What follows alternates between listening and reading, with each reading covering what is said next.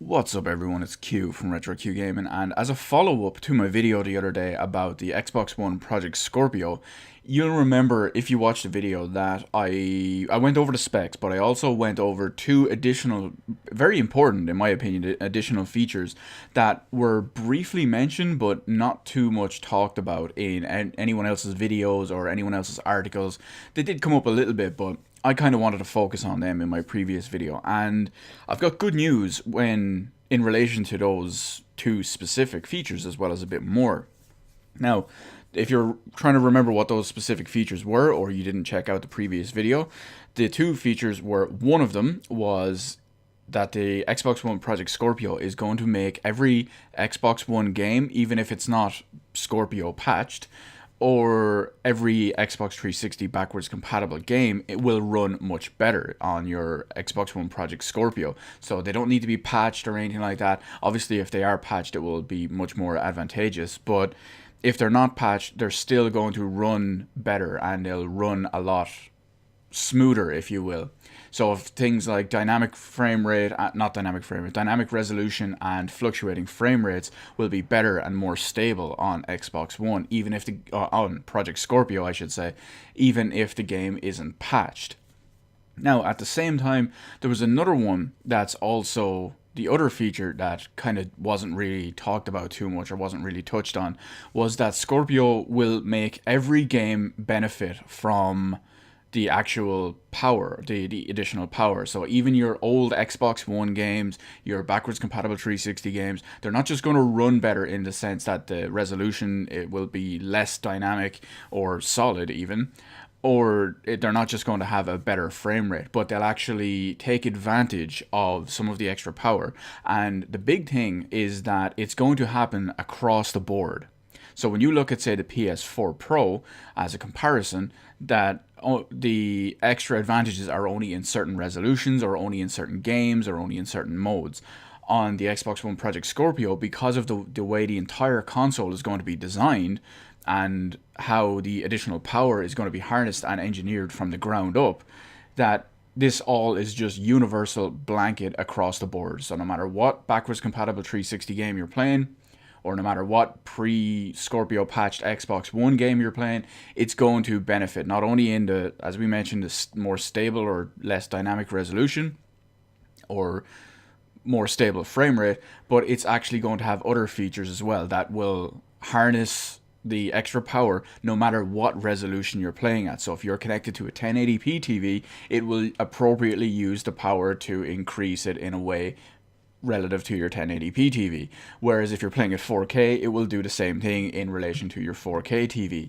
So where's all this new bit of info, new bit of news coming from? Well, Albert Penello, who is the head of marketing at Xbox and the Xbox brand. I realize most people are just going to smash on their keyboards right now and just go, oh my god, head of marketing, PR spin. It is entirely possible that that's true, but I'm going to give them the benefit of the doubt. So he appeared on Major Nelson's podcast just the other day, talking about some of the extra improvements and extra benefits of Project Scorpio and what they attempted to achieve when they went in with this mindset and when they were developing Project Scorpio. So naturally, one of the big things, well, two of the big things he talked about were basically confirming everything I just said. And he gave a couple of examples when people were, he just tweeted them out and people tweeted them at him, or at him in general, and he replied. So he gave a couple of examples, one of them being here, super sampling, faster load times, 4K DVR, improves existing Xbox One and 360 backwards compatible games, new hardware innovations, more than just the specs. So there you go. I mean, when you look at the base specs of the Xbox One Project Scorpio, you can see, yeah, sure, it's going to make Scorpio-enabled games better. But the way he words this and the way he explains this, as on top of what we already know, he basically confirms that it's all focused on the hardware from the ground up to be incorporated into basically every asset. Not asset, every facet. I was gonna say every attribute and every facet, and I got asset. So every facet of the Xbox One in every way it works. So that looks and sounds pretty promising. He also went on to say, and I quote, when I say Scorpio is more than the numbers, I'm not talking about any secret sauce. I'm talking about cool new features. So chances are it's everything we listed there a second ago in the previous tweet, as well as some stuff that's probably still under wraps, because I mean, let's be real. E3 is coming and Microsoft are going to want to save some big stuff for that. And one extra little thing just before we end this video as well is that someone asked him a question, and he obviously got to answer it with a tweet. And the person asked, does the Scorpio have a boost mode, or will everything run better by default? Now that person is referencing the boost mode on the PS4 Pro, which basically means if you turn it on, it can use a fraction of the improved performance of the PS4 Pro to slightly increase, say, a dynamic resolution, or slightly increase a couple of frames on a frame rate in non-PS4 Pro patched games. Personally, my experience with the PS4 Pro boost mode is negligible. You'll get a couple of extra frames, and that's about it. It's very lackluster in my opinion. Now, what Albert said in response to this question, he goes, everything will run better. We don't need boost mode. The whole console is boost mode. Smiley face. Now, a lot of people will say that that's a dig at Sony, and will say it's like a dig at the PS4 Pro and how the Xbox One Project Scorpio is going to be better. Now, he said that it's not a shot. People understood it as a shot. He says that he was asked a question and it was answered in a way that was simple in relation to the question. I don't think it was personally a dig. Maybe it was. If the person didn't mention boost mode, I don't think he would have mentioned boost mode.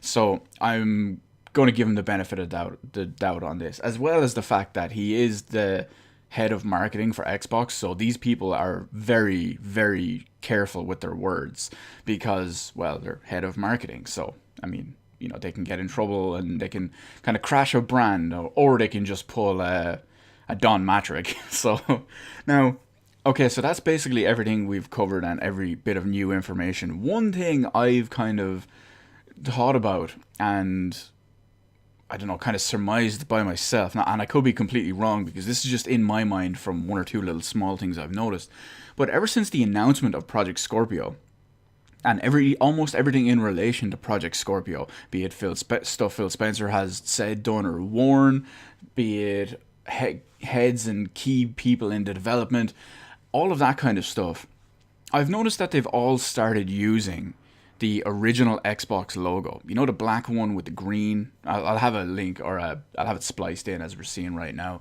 But you remember this one. And ever since, like, Phil Spencer was wearing one of these t-shirts, I believe. I could be wrong, but I'm 99% sure. He was wearing one of these t-shirts when he announced Project Scorpio. And I'm pretty sure they opened their conference, or they at least opened the Project Scorpio part with this logo. And now you've got Phil Spencer's Twitter logo as this. You've got Albert Penello's logo, or Twitter logo, as this. So it's all kind of, you know, coming together, if you ask me. So I'm thinking, within the next, say, 6 months or so, whenever Scorpio releases, or we'll probably find out at E3, because we don't know what it looks like at the moment, could they be going somewhere similar to the design of the original Xbox? Because that'd be kind of cool, if you ask me anyway. I was a big fan of the original Xbox, so it is a very dear thing to me.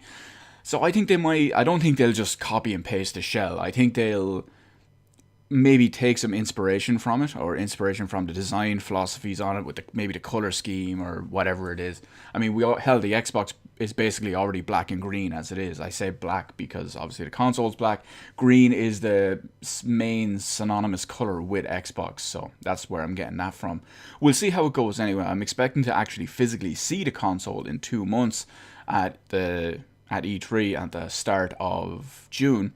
So we'll see how that goes anyway. But I do think, based on my own crazy conspiracy theories, I want to believe that it's going to be something in along those lines. We'll see how it goes anyway. But the main thing is, it's all sounding pretty promising for Project Scorpio. So let me know in the comments section below what you think about all this new information, especially what Albert Penello has just reconfirmed overnight on Twitter, as well as your own potential crazy theories about how the Project Scorpio will actually look, as well as what the name could actually be, because I don't think it'll be fully called Project Scorpio either. So let me know all of that in the comment section below. Hit the like button, hit the subscribe button. You can follow me on Twitter, details in the description below. Thank you for watching, and I will see you on the rest of the videos in my channel.